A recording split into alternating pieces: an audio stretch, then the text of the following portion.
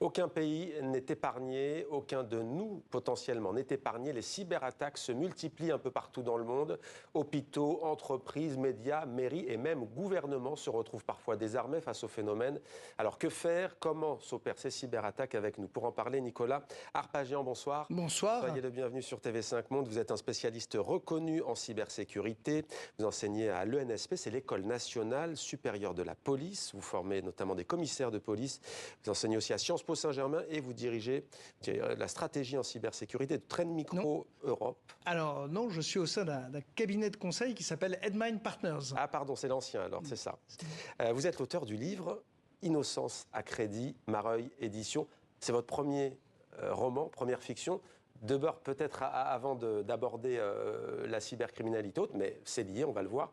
Un mot sur ce roman. Qu'est-ce qui pousse un analyste, je le disais, reconnu comme vous, à prendre la plume et écrire un roman? Alors moi, j'étais l'auteur d'essais, effectivement. C'est un essai de réflexion stratégique, politique, technique sur l'environnement géopolitique et institutionnel du monde numérique.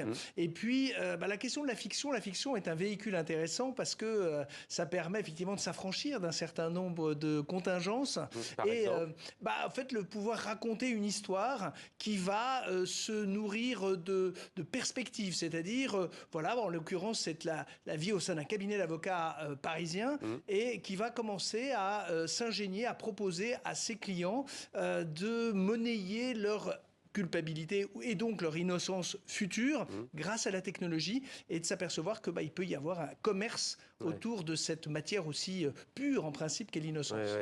Combien est-on prêt à payer pour qu'un autre endosse la responsabilité d'un acte que l'on n'a pas commis? Ça, c'est le choix cornélien qui se dresse devant un galeriste très connu à Paris, devant un certain Marc Steiner. Pourquoi est-ce que vous abordez cette question au fond? Et quel rapport entre la menace, l'offensive numérique, les données personnelles, les cyberattaques, quel est le lien? Alors, le lien, c'est que évidemment, il va falloir documenter cette culpabilité. Pourquoi? Parce que dans la fiction que je propose avec ce roman, c'est pas de mentir, enfin en tout cas, c'est pas c'est de leurrer au contraire les services d'enquête, police, gendarmerie, magistrats, et donc de leur apporter des éléments qui permettraient de pointer vers une coupable, ou en tout cas un candidat coupable, qui lui-même ou elle-même a accepté d'endosser ce rôle pour plein de motivations. Et c'est là où on va voir effectivement que le sentiment humain va être extrêmement... la gamme des sentiments humains va être très étendue. Et puis des moyens techniques mis en œuvre pour crédibiliser cette culpabilité. Et dès lors que des investigations menées par des services d'enquête confirmeraient effectivement la culpabilité de cette personne. Et vous avez parlé des magistrats. Et il y a une magistrate, on ne va évidemment pas la citer, qui a lu votre roman et qui vous a dit quelque chose d'assez étonnant. Alors effectivement, elle m'a dit, c'est sûr que si on concrétisait et si ça devenait réalité, si on biffait la mention roman et qu'on en faisait une réalité, ce serait très compliqué de déterminer qu'effectivement il y a bien eu un stratagème, qu'il y a bien eu une fraude et que, cette innocence à crédit est effectivement hautement problématique. Bon, voilà qui va sans doute donner envie à celles et ceux qui nous regardent de lire votre roman.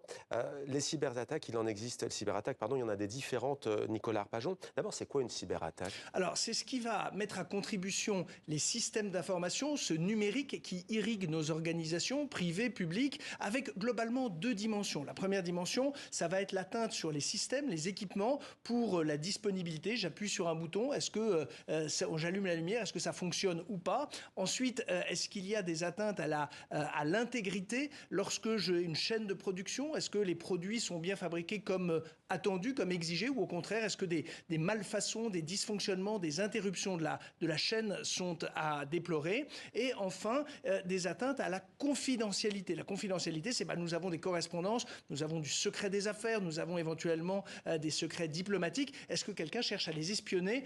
On voit bien que le numérique va être utilisé pour attenter à cette intégrité, cette disponibilité et cette confidentialité de ces systèmes d'information. Et vous le dites d'ailleurs, chacun doit prendre conscience du risque numérique actuel.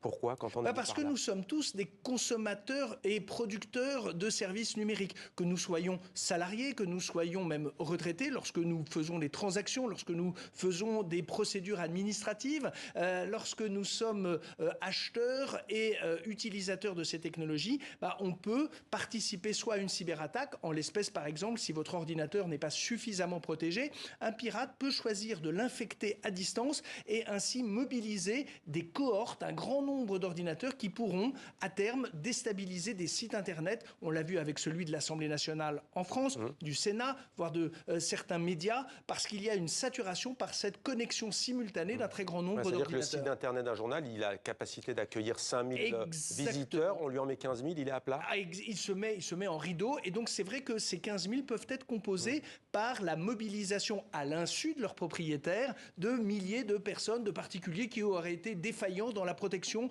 de leur ordinateur personnel. Et donc dans les entreprises, pareil, si vous n'êtes pas vigilant dans un message que vous recevez ou un lien que vous activez, vous pouvez, quel que soit votre grade, votre rang hiérarchique, votre domaine de spécialité, au marketing, ressources humaines, au commerce, si vous êtes doté d'un email et que vous pouvez ainsi recevoir des messages et potentiellement activer des logiciels malveillants à votre insu, vous êtes un élément partie prenante de la fragilisation de cette organisation. Donc vous voyez bien que en tant que consommateurs de services numériques, nous le sommes tous avec notre téléphone portable, ce petit ordinateur que nous avons dans notre poche. Mais quel est l'objectif premier? Est-ce qu'on a des statistiques sur l'objectif premier des cyberattaques? Est-ce que c'est la demande d'argent, de rançon? Est-ce que c'est le chantage? Est-ce que c'est Il est difficile parce que en fait, les motivations sont diverses. Selon que déjà l'attaquant va connaître sa cible. Est-ce qu'il a quelque chose contre elle? Est-ce qu'elle est délibérément ciblée?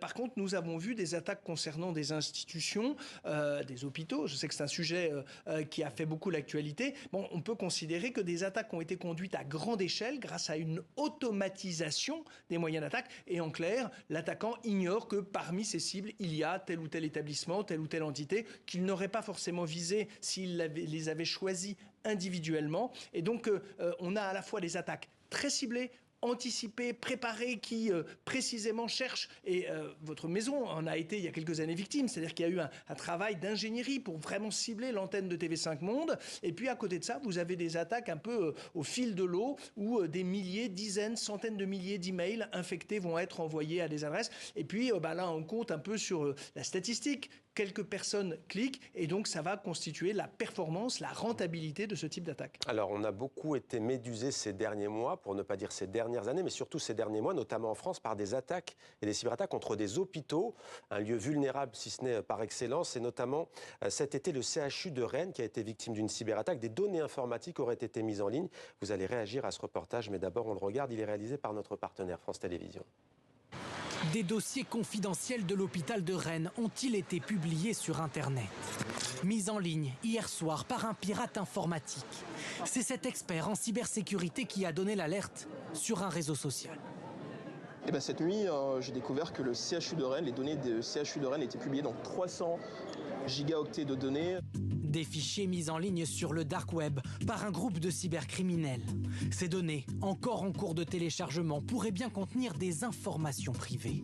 Ce qui est sûr, vu la description que le groupe a donnée, on sait qu'il y a des données financières, on sait qu'il y a des données de patients, on sait qu'il y a des données aussi sur le personnel. Et donc tout l'enjeu de ces prochaines heures, de ces prochains jours, c'est de savoir exactement, concrètement, de quoi il s'agit. Et surtout, de savoir est-ce que finalement, on a seulement 5 000, 10 000, 20 000, peut-être plus de personnes qui sont touchées. Le CHU de Rennes redoutait cette mise en ligne depuis l'attaque informatique survenue le mois dernier. Des milliers de fichiers avaient alors été dérobés à distance. Faut-il s'en inquiéter? Pour les patients rencontrés aujourd'hui, pas facile de prendre la mesure du risque. Quand on n'est pas concerné, mais c'est sans doute inquiétant. Maintenant, il y a un piratage des données, il y en a partout. Donc, il faut s'attendre à ce que tout le monde soit piraté un jour et puis que toute notre identité, toute notre vie privée apparaissent sur les réseaux sociaux sans qu'on s'en rende compte. Ce soir, le CHU confirme que les fichiers sont en cours d'analyse et indique que certains agents ont d'ores et déjà été contactés depuis leur mise en ligne. Une trentaine de professionnels du CHU a reçu ce jour un mail suspect, menaçant d'une diffusion sur le dark web de tout ou partie des données. Plusieurs autres hôpitaux, comme ici celui de Corbeil-Essonnes, ont déjà été la cible de cybercriminels, exigeant pour la plupart le versement d'une rançon contre la restitution des données.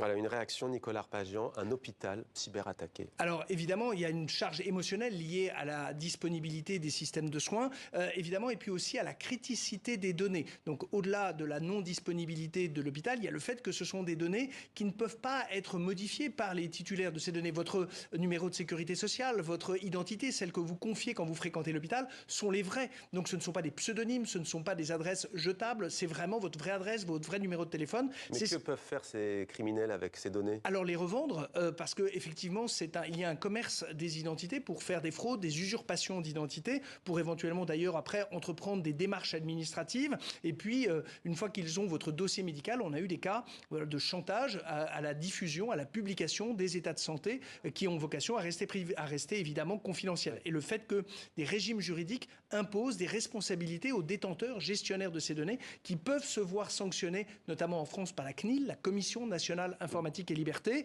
La réglementation européenne est très exigeante quant à la protection, la sécurisation de ces données personnelles. Et donc, effectivement, c'est un travail d'entretien qui n'a pas toujours été conduit dans les hôpitaux, pas par malice ou par inconséquence, mais par manque de moyens. Et priorité a été donnée au système de soins de santé. Et pas forcément toujours à l'informatique. Alors justement, que faire? Comment contrer cela? Eh bien, certaines entreprises, et parfois non démocratiques, encouragent leurs équipes à imprimer certains documents afin de conserver une mémoire pour des informations essentielles.